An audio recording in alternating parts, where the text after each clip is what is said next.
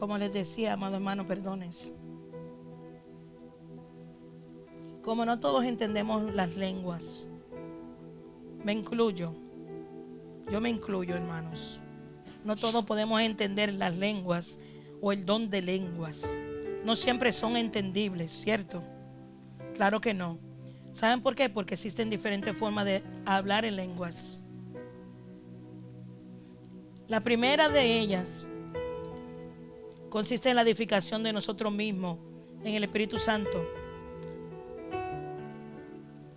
Se nos ha dado principalmente el idioma de lengua en el cual somos fortalecidos espiritualmente y edificados en nuestra fe al hablarlas. Eso está en Judas capítulo 1 versículo 20. Y es ahí donde también recibe revelación en el Espíritu, ¿verdad? Entonces las lenguas también son nombradas lenguas angelicales. Cuando hablamos en el idioma de los ángeles, no sabemos lo que oramos, ¿verdad?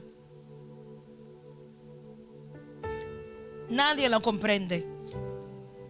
Esta magnificación de lengua es solo para la edificación y fortalecimiento personal. O sea que ya que todo cristiano puede hablar de esta forma. Y otra de las maneras también que hay hablar en lengua, que es la que me preocupa un poquito, es recibiendo la habilidad sobrenatural de hablar repentinamente en otro idioma que antes no podía tú hablar.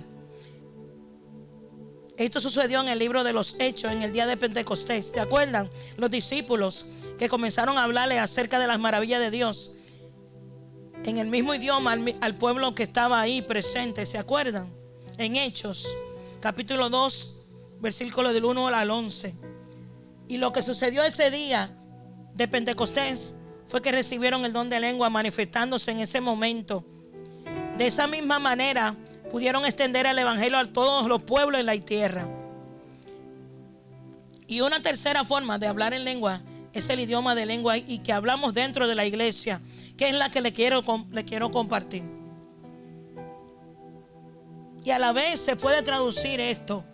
Es el don de lengua para edificación de la iglesia. ¿Eso qué quiere decir, amados hermanos? Que está destinado con el fin de edificarte. De edificarte a ti mismo en el Espíritu, sino a la iglesia. Entonces es necesario y se requiere el don de la interpretación.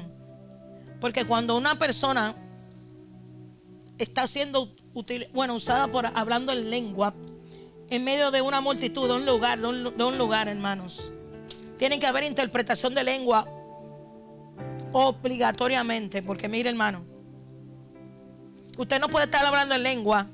Usted habla en lengua y el público se queda, ¿qué dijo? ¿Cómo es? ¿Qué pasó? Hay que haber don de interpretación obligatoriamente para poder ser entendido. Ahora bien, si es para una persona, por eso es en la intimidad. Exactamente, amada escogida. Exactamente. Bienaventurado el que tenga el don de interpretación. Porque ese el siervo, Dios lo bendice grandemente. Es que tiene que haber un intérprete porque nos quedamos como en el aire. Pero cuando tú comienzas a hablar en lengua, mira, para uso personal, tiene que ser en intimidad. Porque a veces yo he visto esos casos, hermano, que comienzan a hablar en lengua y tú te quedas en el aire esperando cuándo que van a interpretar. Y la interpretación nunca llega. Santo Rey.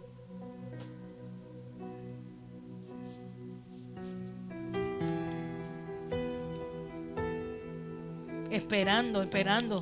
¿Y cómo es? ¿Y qué momento? ¿En qué momento es que va? ¿Y cuándo es?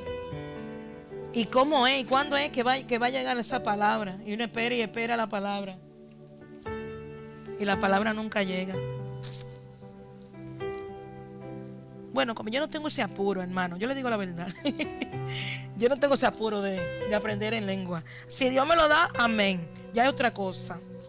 ¿Para qué? Para que se glorifique su nombre como siempre. Y ya para terminar, amados hermanos, le voy a traer esta palabrita. Descubre el poder de la gracia de Dios. Descubre el poder de la gracia de Dios.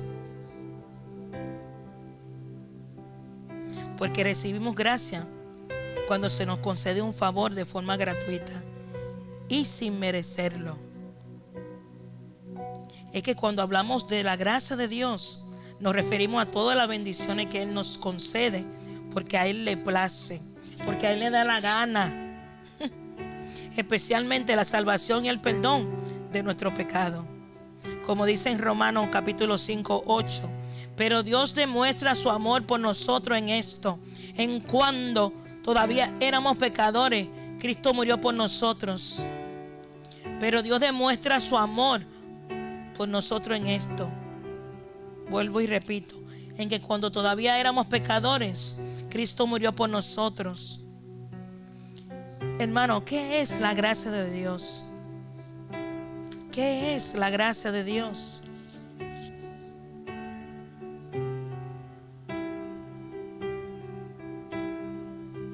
Es un favor generoso de Dios sobre nosotros.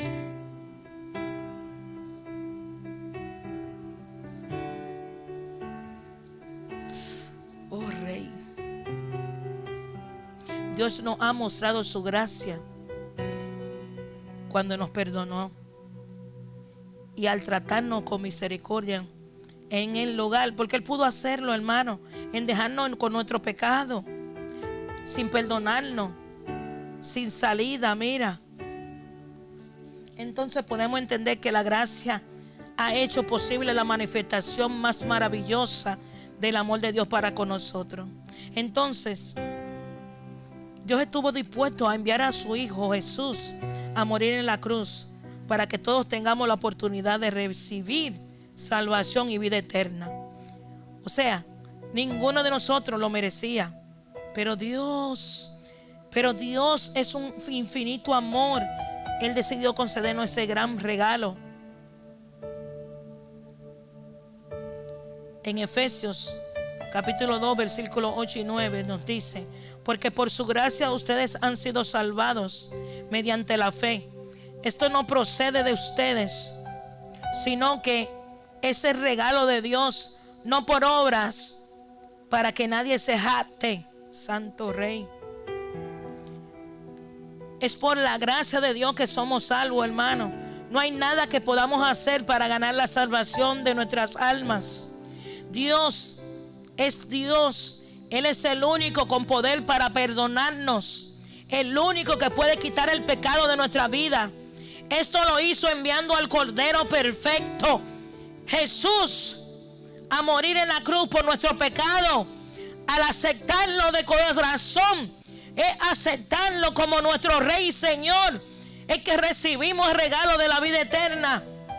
Nos permite acercarnos a Dios. Mira, así que acercándonos confiadamente al trono de la gracia para recibir misericordia y hallar la gracia que nos ayude en el momento que más lo necesitamos. En Hebreos 4:16, hermano, Dios es un Dios cercano. Está cerca de nosotros, no está lejos como tú te lo imaginas. Y déjame decirte que claro que podemos acudir a Él en todo momento. A Él le encanta que nos acercamos en confianza. Mira, como un niño que se acerca a su papá, mira, amoroso. Es lo mismo, es la misma relación. No debemos tener miedo, porque aún cuando Dios conoce todas nuestras fallas y nuestros pecados, Él nos recibe con misericordia y gracia, muchachos. ¿Cuándo es que nosotros vamos a Él en humildad? Dime. Dios nos perdona, nos restaura y nos da la fuerza para que sigamos adelante, muchachos. Porque la gracia nos transforma. En Tito capítulo 2, del 11 al 12, dice: en verdad Dios ha manifestado a toda la humanidad su gracia, la cual trae solución y nos enseña